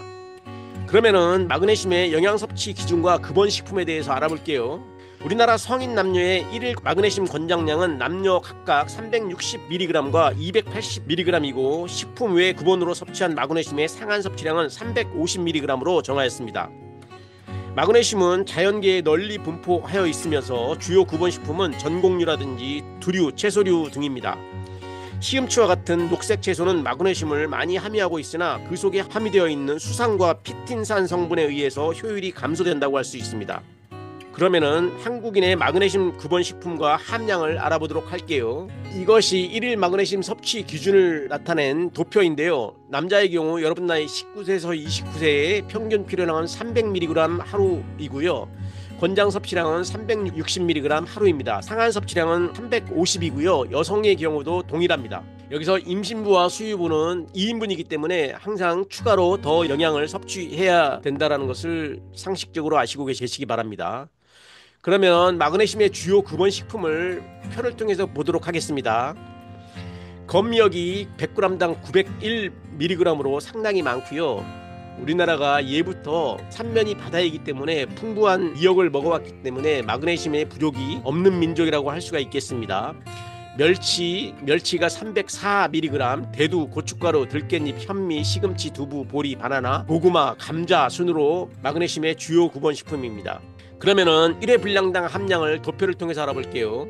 여러분이 좋아하시는 깻잎이 마그네슘의 좋은 급원식품인데요. 1회 분량당 함량 70g이 106mg의 마그네슘을 함유하고 있습니다. 이 들깻잎은 유일하게 초식동물이 먹지 않는 소나 돼지, 초식동물이 먹지 않고 인간만이 먹는 식재료라고 하는데요. 들깻잎 많이 챙겨 드시기 바랍니다. 이어서 건미역, 현미, 두부, 시금치, 보리, 멸치, 대두, 바나나, 감자, 고구마, 고춧가루 등의 마그네슘이 함유되어 있습니다. 그러면 이번 시간에 강의 요약을 하도록 하겠습니다. 이번 시간의 강의 내용은 다량 무기질의 대표적인 칼슘과 인, 마그네슘에 대해서 알아보았습니다. 수고했습니다. 다음 시간에 만나요. 여러분 안녕하세요. 제9장 다량무기질 세 번째 강의를 시작하겠습니다. 다량무기질이라 하면 하루 필요량이 100mg 이상인 무기질을 우리는 다량무기질이라고 합니다. 다량무기질은 총 8개가 있는데요. 칼슘과 인, 마그네슘, 나트륨, 염소, 칼륨, 황이 있습니다. 우리가 지난 시간에 칼슘, 인, 마그네슘까지 배웠고 이번 시간에는 나트륨, 염소, 칼륨, 황에 대해서 알아보는 시간을 가져보도록 하겠습니다. 이어서 미량 무기질에 대해서 알아보면요, 하루 필요량이 100mg 이하로 아주 적은 양을 필요로 하는 무기질을 우리는 미량 무기질이라고 합니다. 이것은 철이나 요오드, 망간, 구리, 아연, 코발트, 불소, 셀레늄, 크롬, 몰리브덴입니다. 다음 시간에 구체적으로 알아보도록 할게요. 그러면 먼저 지난 시간에 배운 다량 무기질 제2강에 대해서 복습을 하지 않을 수 없는데요. 무기질은 인체를 구성하는 원소 중 유기물의 구성 원소인 탄소, 수소, 산소, 질소를 제외한 원소들을 총칭하는 것으로 대부분이 한 개의 화학 원소로 이루어진 금속 물질입니다. 대표적인 다량 물질로 알려져 있는 이 칼슘은 체내에서 가장 많이 존재하는 무기질로 체중의 약 1.5에서 2% 정도를 차지하고 있습니다. 인체 내 칼슘의 99%는 골격과 치아를 구성하는 데 사용되고 나머지 1%가 혈액 및 체액에 존재하면서 여러 생리작용을 조절한다고 배웠습니다. 전부 다 기억하시고 계시죠? 칼슘의 생리적 기능은 골격과 치아의 구성 성분이고 혈액 응고에 작용하며 신경 전달 물질을 방출하는 데 사용됩니다. 마지막으로 이 칼슘은 근육 수축 및 이완 작용에도 영향을 미칩니다. 대표적인 결핍증은 골다공증이 되겠죠. 비슷한 증상으로는 골감소증과 골연화증에 관련이 되어 있습니다. 칼슘을 많이 섭취해야 되겠습니다. 두 번째 E는요, 칼슘 다음으로 체내에 다량 존재하는 무기질로 체중의 약 0.8에서 1% 정도를 차지합니다. 이 중 80%는 칼슘과 불용성 결정인 하이드록시아파타이트를 이루어 뼈와 치아 조직을 형성하고 나머지 20%는 근육과 장기, 체액 등에 분포합니다. 이 E는 칼슘과 사촌관계로 아시고 가시면 되고 생리적 기능과 결핍증도 비슷한 증상을 나타내고 있습니다. 자, 마지막으로 마그네슘은요, 동식물의 모든 체내에 존재하고 있는 양이온으로서 체중이 약 60kg인 성인의 경우 체내에 약 20에서 28g 정도 함유하고 있습니다. 대부분은 칼슘 및 인과 결합하여 뼈에 존재하고 나머지는 근육과 다른 연조직에 존재하고 있습니다. 그러면은 제9장 3강 다량 무기질을 배우기 전에 나는 다량 무기질에 대하여 얼마나 알고 있나요? OX로 답하시오. 문제를 두 가지를 가지고 왔는데요. 하나하나 살펴보도록 하겠습니다. OX로 답해 주시면 되겠습니다. 나트륨은 인체에 해롭기 때문에 섭취하지 말아야 된다? 정답은 NO입니다. 일반적으로 나트륨은 고혈압의 원인이기 때문에 몸에 좋지 않다라는 인식이 있어서 거부하려고 하는 생각이 많으실 텐데요. 이것은 잘못된 생각입니다. 나트륨은 필수 영양소, 꼭 필요한 영양소라는 얘기죠. 필수 영양소이기 때문에 섭취해야 하지만 과량 섭취는 제한해야 된다는 얘기입니다. 두 번째 퀴즈 바로 들어가 보도록 할게요. 짜게 먹는 사람은 모두 고혈압이 된다? OX로 답해 보시기 바랍니다. 정답은 NO입니다. 고혈압은 혈압이 지속적으로 높아져 있는 상태를 말하는 것으로 혈압이 140에 90 이상으로 높은 것을 말합니다. 나트륨 이온이 체내 과잉 축적되면 세포 외액량이 증가되어 고혈압이 될 수가 있습니다. 그러나 동일한 양의 나트륨을 섭취하더라도 각 개인의 유전적 소인에 따라서 생물학적 반응이 다르므로 나트륨 섭취에 따른 고혈압 발생률은 개인의 차이가 있습니다. 많이 먹거나 적게 먹더라도 문제가 없는 사람이 있다라는 얘기죠. 고혈압의 원인은 여러분들도 일반 상식적으로 많이 아시고 계실 텐데요. 고혈압의 원인이라고 짚어져 있는 나트륨에 관련된 공부를 해보도록 하겠습니다. 먼저 나트륨은 세포 외액의 주된 양이온으로서 약 50%는 세포 외액에, 약 10%는 세포 내액에 존재합니다. 이 중 나머지 40%는 골격 표면에 존재하고 저장고 역할도 한다는 것입니다. 방금 말씀드렸듯이 이 나트륨은 몸에 나쁘다라는 인식을 버리고 필수 영양소라는 것을 염두에 두시기 바랍니다. 그러면은 흡수와 대사에 대해서 알아볼게요. 우리가 섭취한 나트륨은 약 95%가 흡수되는데 위에서 소량 흡수되고 나머지 대부분은 소장에서 흡수됩니다. 과거에는 우리가 원시 시대를 비롯해서 역사적으로 봤을 때 소금은 굉장히 귀했습니다. 소금을 의미하는 영어의 셀은 살러리 월급에서 뜻하듯이 한때는 공급을 소금으로 줬을 정도로 소금이 상당히 귀했습니다. 이처럼 조물주께서는 인간이 구하기 어려운 나트륨의 흡수를 95%로 높였다는 것을 우리가 알 수가 있는데요. 현대 와서는 기술과 과학이 발달함으로써 가장 흔하게 찾을 수 있는 이 나트륨의 과용으로 현대병인 고혈압을 앓고 있다고 할 수가 있습니다. 나트륨의 주된 배설 경로는 신장이지만 레닌과 부신피질에서 분비되는 호르몬인 알도스테론은 신장의 세뇨관에서 나트륨의 재흡수를 증가시킴으로써 체내 나트륨 농도의 향산성과 체액량을 조절하게 됩니다. 그러면은 그림 9-2에서 보시면 나트륨의 흡수와 대사에 대해서 설명하고 있는데요. 나트륨은 세포 외액의 주요 양이온으로서 세포 밖에서 높고 칼슘은 세포 내액의 주요 양이온으로서 세포 안에서 농도가 높습니다. 그림에서 보는 바와 같이 나트륨을 섭취하게 되면 1차 흡수는 위에서 이루어지고 2차는 소장에서 흡수됩니다. 흡수된 나트륨은 혈액에서 신장으로 이동되면서 신장을 통해서 레닌으로 바꿔짐으로써 체내 재흡수를 증가시키고 대부분 85에서 90%는 소변으로 배출됩니다. 땀으로도 물론 배출이 되겠죠. 그러면은 나트륨의 생리적 기능에 대해서 알아볼게요. 첫 번째 생리적 기능은 세포막의 전위를 유지한다는 것인데 여기서 전이라는 뜻은 위치가 변한다는 뜻이죠. 다시 얘기하면 동일 염색체의 다른 부분으로 옮아가는 일을 우리는 전위라고 합니다. 나트륨은 세포 외액의 주요 양이온으로서 세포 밖에서 놀고 칼슘은 세포 내액의 주요 양이온으로서 세포 안에서 농도가 높습니다. 이러한 세포막 사이에 나트륨과 칼슘의 농도 차이에 의해서 막전이가 형성되어 신경 자극의 전달, 근육 수축과 심장 기능 유지가 조절됩니다. 여기서 막전이는 세포에서 나트륨과 칼슘 이온이 부지런히 오고 가며 만드는 전이 행위를 우리는 막전이라고 합니다. 뒤에서도 나옵니다. 두 번째 생리적 기능은 그림 9-13에서 보는 바와 같이 인체의 가장 작은 기본 원소인 세포는 세포 내액과 세포 외액으로 나누는데요. 그림에서 보는 바와 같이 세포 내액의 나트륨의 함량은 하나, 둘, 세 개밖에 없지만 세포 외액에는 하나, 둘, 셋, 넷, 다섯, 6개 정도로 세포 외액의 역할이 훨씬 더 많음을 우리 그림을 통해서 알 수가 있습니다. 그럼 두 번째 생리적 기능에 대해서 알아볼게요. 두 번째 나트륨의 생리적 기능은 수분 및 산 염기의 평형을 조절한다는 것인데요. 세포 내외 액 간의 칼슘과 나트륨의 농도에 따라서 생성되는 삼투압에 의해서 세포 내외의 수분 평형이 조절됩니다. 여기서 삼투압은 농도가 낮은 쪽에서 쪽에서 높은 쪽으로 용매가 이동하는 현상을 삼투압이라고 그러죠. 여러분 다 아시죠? 다 아실 거라고 믿습니다. 나트륨과 칼슘은 세포 외액에서 28대 1의 비율로 유지되고 세포 내액에서는 1대 10으로 유지될 때 세포 내외의 삼투압이 정상적으로 유지됩니다. 또한 나트륨이 양이온으로서 산과 염기 평형에 관여하여 세포 외액의 정상적인 pH 유지를 돕습니다. 인체는 여러분 배웠다시피 인체의 pH는 7.35나 7.45의 정상적인 pH를 유지해야지만 건강을 유지할 수 있다고 배웠습니다. 그러면 세 번째 나트륨의 생리적 기능에 대해서 알아볼게요. 세 번째는 영양소의 흡수와 수송과 관련되어 있다는 것입니다. 나트륨은 능동 수송을 통한 포도당과 아미노산의 흡수에서 아주 중요한 역할을 합니다. 나트륨이 이들 영양소와 함께 세포막의 운반체에 결합된 후 나트륨 농도 차에 의해서 세포 안으로 들어갈 때 영양소가 함께 들어가게 됩니다. 아무리 훌륭한 음식을 먹었다고 해도 나트륨이 부족하면 세포로 이동하는데 문제가 있을 수가 있겠죠.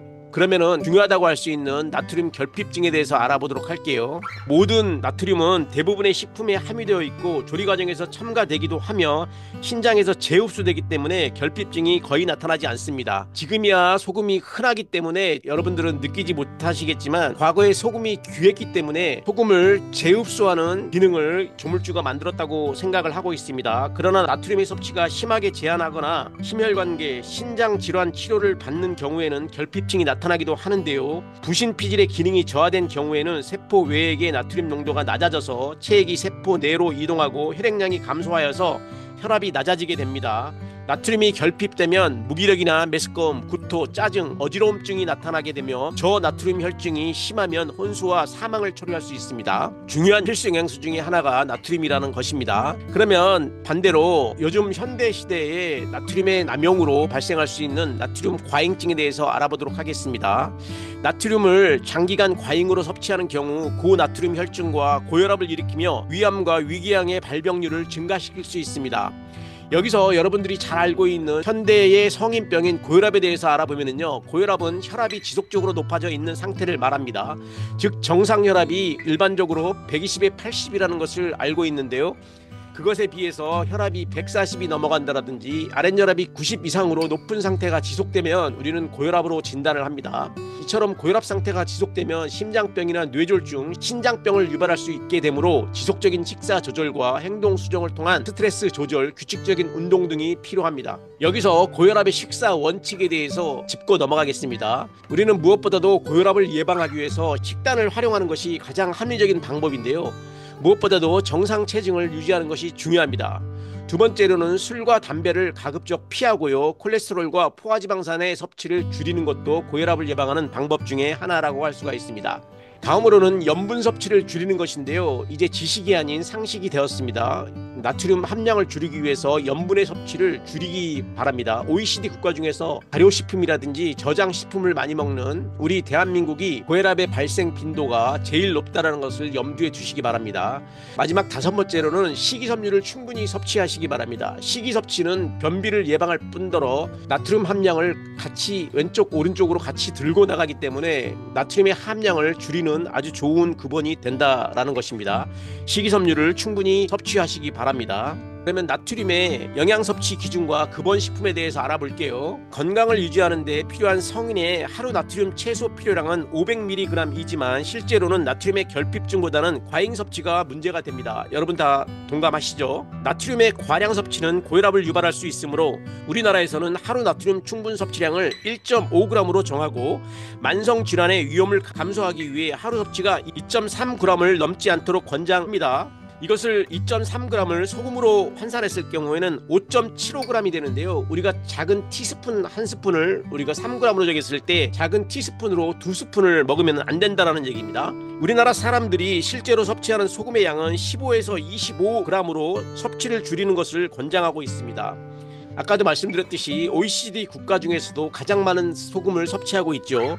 나트륨의 주요 구본은 소금을 함유한 식품이며 가정에서 사용하는 소금은 나트륨이 40%, 염소 60%로 이루어져 있습니다. 소금의 40%가 나트륨이라는 얘기죠. 그렇기 때문에 하루 권장 섭취량이 2.3g이지만 소금으로 봤을 때 5.75g이 된다는 것입니다. 나머지 60%는 염소라는 거 염두에 두시기 바랍니다. 육류에는 채소류나 과일류, 콩류에 비해서 비교적 많은 나트륨이 함유되어 있고 가공식품과 대장, 간장, 고추장, 케찹, 감자칩 등도 나트륨 함량이 높습니다. 소금은 식품을 저장하는 데 용이하게 쓰이기 때문에 저장식품이나 발효식품을 많이 먹는 한국의 식단에서는 자연스럽게 나트륨 함량의 섭취가 높을 수밖에 없는 것이지요. 또한 베이킹 파우더와 화학조미료, 발색제로 사용되는 아질산 나트륨 등에도 많이 함유되어 있습니다. 빵을 만들 때 사용하는 베이킹 파우더 많이 보셨을 텐데요. 짠맛이 전혀 나지 않는 베이킹 파우더에서도 나트륨의 함량이 높다라는 거 염두에 두시기 바랍니다. 더군다나 밀가루 반죽에 사용되는 짬뽕과 짜장면에 사용되는 밀가루 반죽에서도 우리가 많은 양의 화학 조미료를 사용하는데요. 거기에는 나트륨의 함량이 40% 정도가 들어있다는 거 염두에 두시기 바랍니다. 그러면은 한국인의 나트륨 구본식품의 함량을 알아보도록 할게요. 표 9-11에서는 보시는 바와 같이 한국인의 하루 나트륨과 염소 섭취 기준을 보이고 있는데요. 여러분 나이 성인 19세에서 29세를 놓고 봤을 때 충분 섭취량이 1.5g이고요. 만성 질환이라든지 위험 감소 섭취량은 2.3g입니다. 하루 충분 섭취량도 2.3g이기 때문에 티스푼 2개 이하로 드셔야 된다는 것입니다. 여성분도 남성과 동일한 섭취 기준입니다. 그러면 나트륨의 주요 구본 식품을 100g당 함량으로 알아보도록 할게요. 소금은 당연히 40%가 나트륨으로 되어 있기 때문에 100g당 함량이 33g으로 되어 있고요. 여러분이 많이 사용하고 있는 조미료, 미온이라고 하는 이 조미료도 15g이나 들어 있습니다. 우리나라에서 많이 먹는 어패류 젓갈에는 많은 양의 소금을 사용하지요. 된장이나 짜장의 면에서도 상당히 많은 조미료가 들어가기 때문에 조심해야 됩니다. 여러분들 짜장면을 먹었을 때는 물이 많이 먹히는 경험을 해보셨으리라고 봅니다. 고추장, 불고기 양념, 라면, 배추, 빵, 국수처럼 여러 구본식품 중에서는 여러분들이 대부분 좋아하고 쉽게 접할 수 있는 모든 식품에서 다량의 나트륨의 함량을 우리가 확인할 수 있듯이 리스트에 올라와 있는 것들을 조심해야 될 것 같습니다. 그러면은 1회 분량당 함량을 통해서 나트륨의 함량을 그래프로 알아보도록 할게요. 여러분들이 제일 좋아하시는 라면에는 엄청나게 많은 나트륨이 들어있는데요. 하루 권장 섭취량이 거의 들어있습니다. 특히 면에도 나트륨 함량이 들어있다는 것을 염두에 두시기 바랍니다. 국물은 반드시 드시지 말기 바랍니다. 반찬으로 빠질 수 없는 어패류 젓갈이나 김치에서도 상당히 많은 양의 나트륨이 들어있다는 것을 알 수가 있습니다. 국수, 건미역, 짜장, 빵, 된장, 소금, 빵에도 베이킹 파우더가 들어가 있기 때문에 빵에도 나트륨 함량을 확인할 수가 있습니다. 된장, 소금, 불고기 양념, 분말 조미료, 배추김치, 고추장 등의 나트륨 함량이 많이 들어가 있습니다. 식단에서 나트륨 함량을 잘 관리하셔서 우리나라 3명당 1명이 앓고 있는 성인병의 고혈압을 예방하시는 현명한 사람이 되시기 바랍니다. 그러면은 이 정도로 나트륨에 대해서 알아보았고요. 다음에는 칼륨에 대해서 알아볼게요. 칼륨은 세포 내에게 중요한 양이온으로서 신체 총량의 약 95%가 세포 내에 존재합니다. 또한 칼륨은 체내의 대표적인 전해질로서 60% 이상이 물로 구성된 인체의 정상적인 기능을 하기 위해서는 세포 내외의 칼륨 농도 조절이 중요합니다. 칼륨은 소장벽을 통해서 쉽게 흡수가 되는데요. 칼륨은 소화액의 성분으로 소장에서 배출되는데 대부분이 재흡수되고 소량만이 대변으로 배설됩니다. 나트륨 칼륨 펌프에 의해서 나트륨이 세포 내에서 세포 외로 이동되면 칼륨 이온과 세포 내로 이동되어 세포 외액과 세포 내액 간의 양이온의 평형을 유지하려고 합니다. 체내 칼륨 양이 상승되면 신장을 통해서 체외로 방출됩니다. 그러면은 칼륨의 생리적 기능에 대해서 알아볼게요. 칼륨의 생리적 기능은 크게 3가지로 나누는데요. 첫 번째는 막전이 유지입니다. 막전이는 한 단위로서 세포에서 나트륨과 칼륨 이온이 부지런히 오고 가며 만드는 전이 행위를 우리가 막전이라고 합니다. 전이는 위치가 변하는 것을 이야기한다고 말씀드렸습니다. 이처럼 칼륨은 나트륨과 함께 막전이를 형성하여 신경전도, 근육수축, 심장 기능의 유지에 필수적인 역할을 합니다. 칼륨은 근육을 이완시키므로 칼륨의 농도가 너무 높으면 심장 근육이 지나치게 이완되어서 심장마비를 일으킬 수가 있습니다. 두 번째로는 수분 및 산염기의 평형을 조절한다는 것인데요. 칼륨은 세포 내 삼투압에 영향을 줍니다. 혈액 조절에는 나트륨의 절대량보다도 나트륨 칼륨의 비율이 더욱 중요하며 칼륨과 나트륨의 1:1 비율로 섭취하면 나트륨 과잉 섭취에 의한 부작용을 줄일 수가 있습니다. 또한 칼륨은 나트륨 수소 이온 등과 함께 산염기 평형에 영향을 미칩니다. 마지막으로 칼륨의 생리적 기능은 탄수화물과 단백질 대사에 관여한다는 얘기인데요.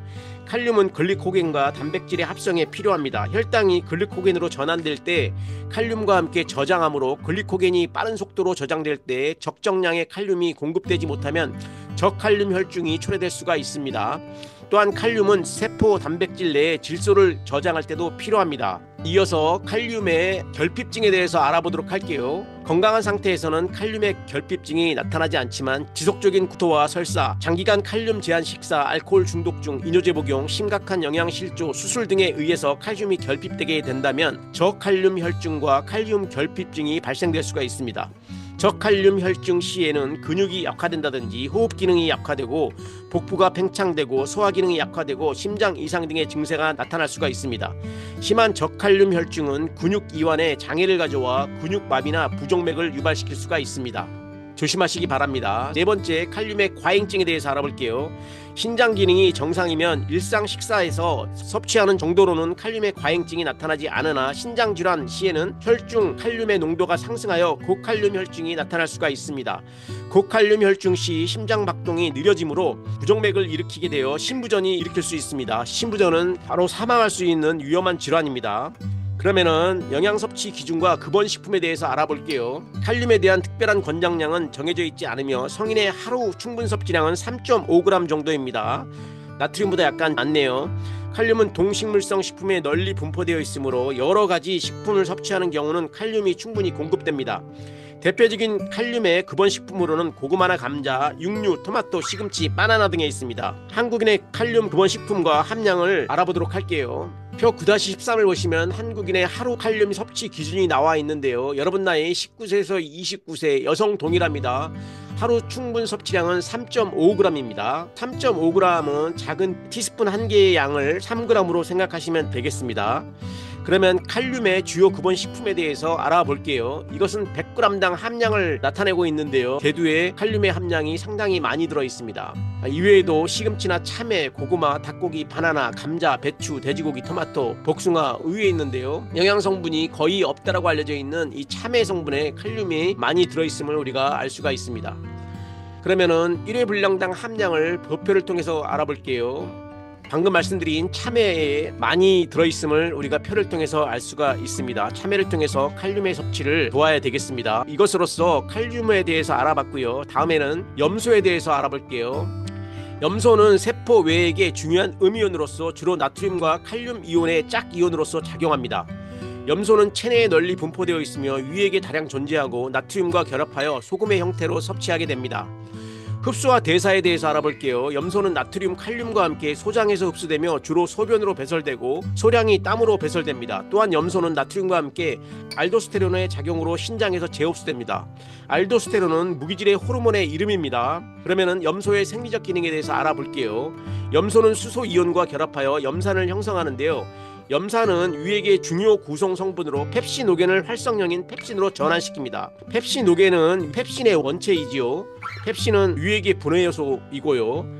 염소 이온은 나트륨과 함께 삼투압을 조절하고 체액의 pH를 조절합니다. 여기서 삼투압은 농도가 낮은 쪽에서 높은 쪽으로 용매가 이동하려는 현상을 이야기한다라고 말씀드렸습니다. 그러면은 염소의 결핍증에 대해서 알아볼게요. 염소는 소금의 형태로 섭취하면 결핍증이 거의 일어나지 않으나 장기간의 잦은 구토 등으로 위액이 손실되면 결핍 증세가 나타날 수도 있습니다. 염소가 결핍되면 성장이 지연된다든지 식욕이 저하되고 무기력, 쇠약 등의 증세가 나타남을 임상을 통해서 알 수가 있습니다. 그러면 염소의 과잉증에 대해서 알아볼게요. 염소의 과잉 섭취로 체내의 염소 보유량이 증가하면 나트륨 이온의 보유량도 증가돼서 고혈압을 일으킬 수가 있습니다. 영양 섭취 기준과 급원 식품에 대해서 알아볼게요. 염소의 권장량은 설정되어 있지 않으나 성인의 경우 하루 충분 섭취량은 2.3g으로 대부분의 경우 염소는 나트륨과 함께 존재하므로 나트륨의 섭취가 적절하면 염소 역시 충분히 공급됩니다. 염소의 내용을 간단히 이 정도로 하고요. 다음으로는 마지막 다량 무기질인 황에 대해서 알아보도록 하겠습니다. 대부분의 무기질은 체내에서 이온의 형태로 작용하지만 황은 체내에서 비타민이나 아미노산의 구성 성분으로 존재합니다. 비타민을 공부할 때 황을 언급했던 기억이 일어나는데요. 흡수와 대사에 대해서 알아볼게요. 식품 중에 황은 대부분이 유기물 상태로 소장벽을 통해서 흡수가 됩니다. 황함유 아미노산이 대사되면 황산 음이온이 생성되는데요. 이 물질은 신장에서 칼슘의 제흡수를 낮추는 역할을 합니다. 그러므로 동물성 단백질을 과잉 섭취하면 소변으로 칼슘 배설이 증가합니다. 황의 기능은요. 황은 황함유 아미노산인 메티오닌과 시스테인 등의 구성 성분으로 결체 조직이라든지 손톱, 모발 등에 다량 함유되어 있습니다. 또한 산과 알칼리 평형에 관여하고 약물 해독 과정에도 아주 중요한 역할을 합니다. 황은 글루타티온의 구성 성분으로서 생체 내에서 산화 환원 반응에 관여합니다. 그 밖에 황은 인슐린이나 헤파린, 비타민 B1, 비오틴, 코엔자임 A 등의 필수적인 구성 성분입니다. 황의 구성 성분인 시스테인과 시스틴의 화학 구조를 보시고 계십니다. 참고하시기 바랍니다. 그러면은 황의 결핍증 및 과잉증에 대해서 알아볼게요. 황의 결핍증과 과잉증에 관해서는 알려진 바가 없으며 메티오닌과 시스테인이 풍부한 식사를 하는 한 부족 증상은 거의 나타나지가 않습니다. 그러면 마지막으로 영양 섭취 기준과 급원 식품에 대해서도 알아볼게요. 황의 권장량은 정해져 있지 않으며 육류, 가금류, 생선, 땅콩, 말린 콩 등 단백질 식품이 주요 급원 식품입니다. 황 급원 식품과 함유량을 도표를 통해서 알아보시면은요, 콩가루, 땅콩, 돼지고기, 소고기, 닭고기, 밀가루, 통밀, 보리, 달걀 등에 골고루 들어있음을 확인할 수가 있습니다. 그러면은 황의 주요 급원 식품을 그래프를 통해서 알아보도록 할게요. 보시는 그림은요, 1회 분량당 함량인데요, 돼지고기에 많은 황이 들어있음을 알 수가 있습니다. 이것으로서 8가지 다량 무기질의 내용을 공부해 보았는데요. 마지막으로 다량 무기질의 요약표를 보고 복습을 해보도록 하겠습니다. 여러분들이 중요하게 알아두어야 할 내용은요, 영양소의 이름과 생화학적 기능, 그 다음에 결핍증의 기능, 과잉증의 기능, 무엇보다도 요리사나 제과사가 영양소의 풍부한 식품이 어느 것이 있는가를 알아두실 필요가 있습니다. 그래서 칼슘은 골격 구성에 관여를 하고요, 결핍증이 됐을 때는 골다공증, 과잉증은 신장 결석이 이루어집니다. 칼슘의 풍부한 식품은 우유 및 유제품이고요. 두 번째 E는요, 골격을 구성하는 데 사용되며 유제품이나 어육류, 제빵류 등이 많이 들어있습니다. 마그네슘은요, 골격 치아라든지 효소의 구성 성분으로 이루어져 있으며 결핍증이 되었을 때는 허약, 근육경련이 일어날 수 있습니다. 마그네슘이 풍부한 식품으로는요, 전곡류라든지 녹황색 채소에 많이 들어있습니다. 오늘 배운 나트륨은 세포 외액의 양이온, 신경자극 전달, 삼투압 조절에 작용을 하고요. 결핍증은 근육경련이나 식욕감퇴가 일어나고 과잉증의 대표적인 것은 고혈압이라는 걸 명심하시기 바랍니다.